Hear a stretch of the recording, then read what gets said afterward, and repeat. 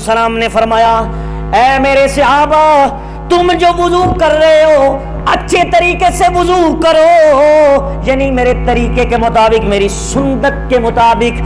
फरमाया आम उम्मती का वुजू नबी अलैहिस्सलाम के वुजू के बराबर नहीं हो सकता, और आपका वुजू का मुकाम हमारे वुजू का मुकाम और है।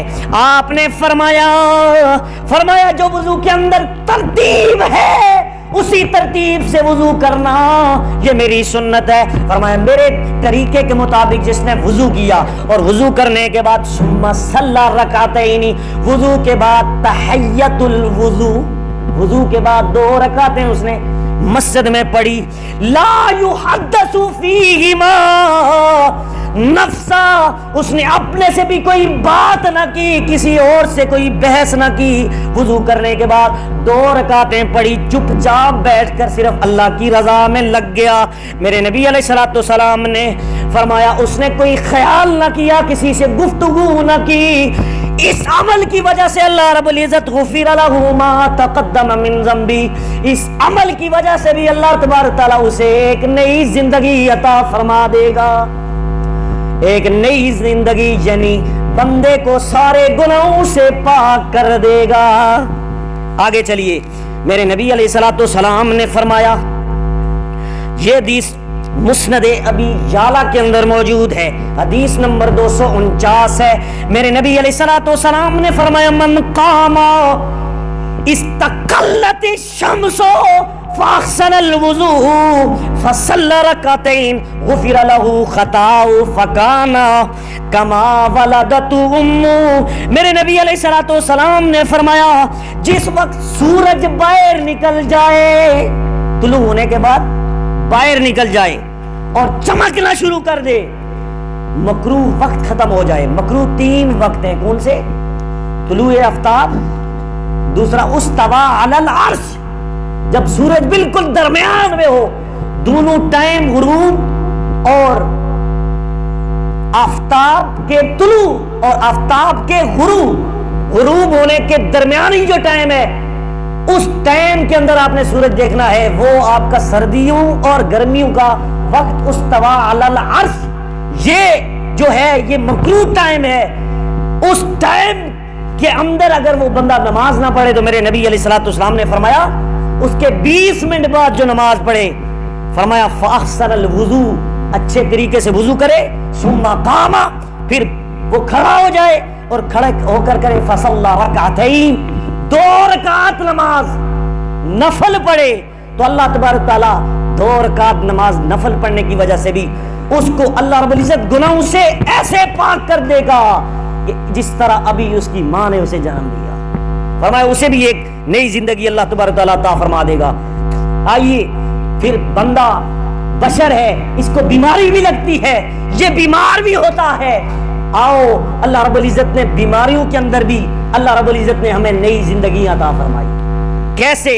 सुनिए, अल मौजिमुल कबीर हदीस नंबर 7152, मेरे नबी अलैहिस्सलाम के सहाबी हजरत शद्दाद रज़ियल्लाहु ताला अन्हु बयान करते हैं, नबी अलैहिस्सलाम ने फरमाया इन्नल्लाह अज़्ज़ा वजल यक़ूलु इज़ा बतलैतु अब्दम मिन इबादी।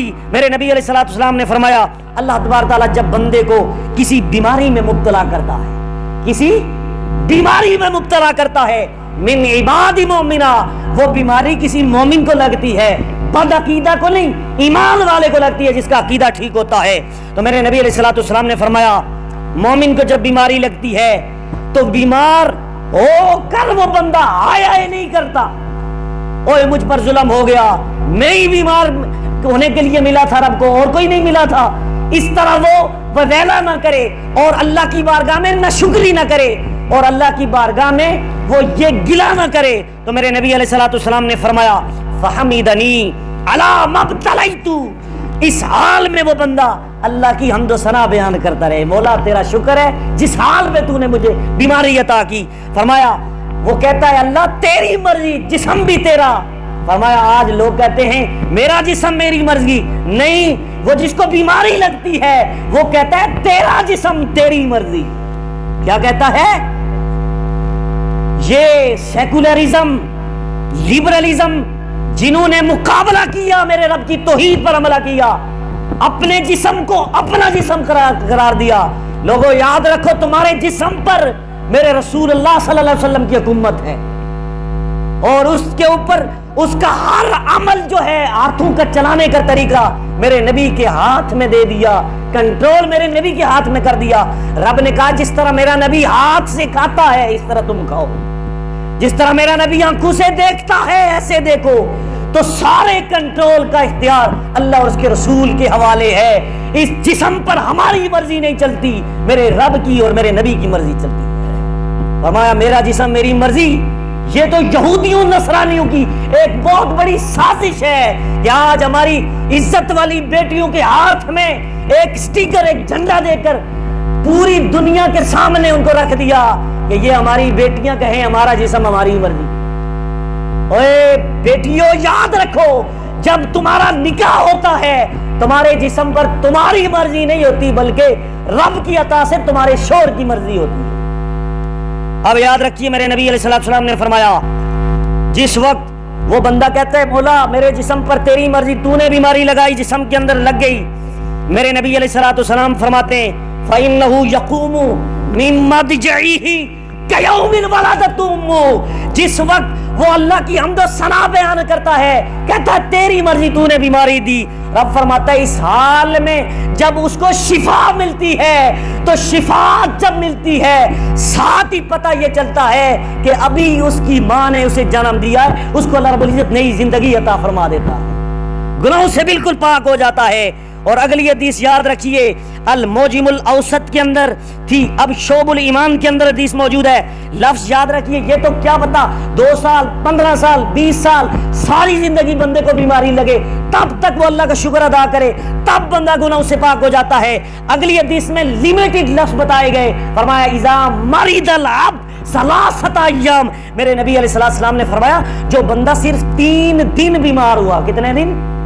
3 دن بھی بیمار ہوا اور اس حال میں رب کی بارگاہ میں شکایتیں نہیں کی, رب کی بارگاہ میں گلہ نہیں کیا کہ معاذ اللہ تو نے مجھے بیماری دی ہے اور کسی کو بیماری نہیں لگی, وہ تو ٹھیک ہے میں بیمار کیوں ہو جاتا ہوں. میرے نبی علیہ السلام نے فرمایا جب وہ بیمار تھا تب بھی اللہ کی بارگاہ میں کہتا ہے الحمدللہ تیرا شکر ہے. بیماری ختم ہوئی 3 دن کے بعد تب بھی کہتا ہے مولا تیرا شکر ہے تو نے شفا دی.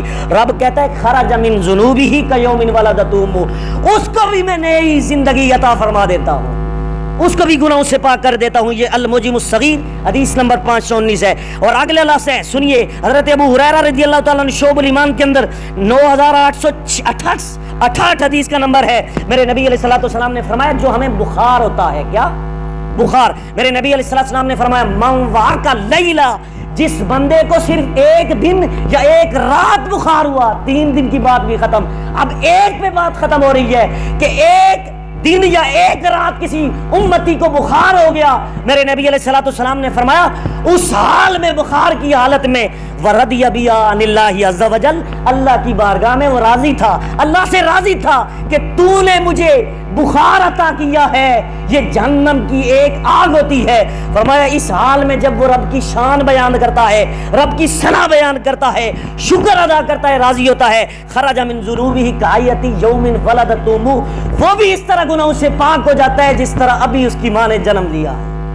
تو یہ ہے ایک عدد نئی زندگی جس کے حوالے سے اب ایک آخری حدیث بیان کر کے میں اجازت چوں, وقت آ گیا ہے. میرے نبی علیہ السلام نے فرمایا کوئی بھی میری امت میں کوئی امتی فوت ہو جائے, فوت ہونے کے بعد جو لوگ اس کا جنازہ پڑھنے کے لیے جاتے ہیں, میرے نبی نے فرمایا جامع الترمذی کی حدیث موجود ہے اور سنن ابن ماجہ کے اندر 1462 حدیث کا نمبر ہے. میرے نبی علیہ السلام نے فرمایا من غسل میتا وکفنہ وخنتہ وحملہ وصلی علیہ ولم رأى یشفی علیہ. میرے نبی علیہ السلام نے فرمایا خرج من خطیۃ کیوم ولدتہ امہ, جس شخص نے کسی میت کو غسل دیا, وہ کفن دیا, وہ خنتہ خوشبو لگائی, وہ حملہ پھر جنازہ اٹھایا, وصلی علیہ پھر جنازہ پڑھا, پڑھنے کے بعد میرے نبی علیہ السلام نے فرمایا وَلَمْ رَأَى یشفی علیہ, اس کے اندر کوئی عیب تھا اس میت کے اندر, اس کو چھپایا, چھپانے کی وجہ سے اللہ رب العزت اس جنازہ غسل کرنے سے لے کر کفن سے اٹھانے سے لے کر دفنانے تک اس نے جتنے بھی عمل کیے، ان عمل کی وجہ سے اللہ رب العزت خرج من خطیۃ کیوم ولدتہ امہ، اللہ پاک اسے بھی گناہوں سے اس طرح پاک کر دے گا جس طرح ابھی اس کی ماں نے اسے جنم دیا۔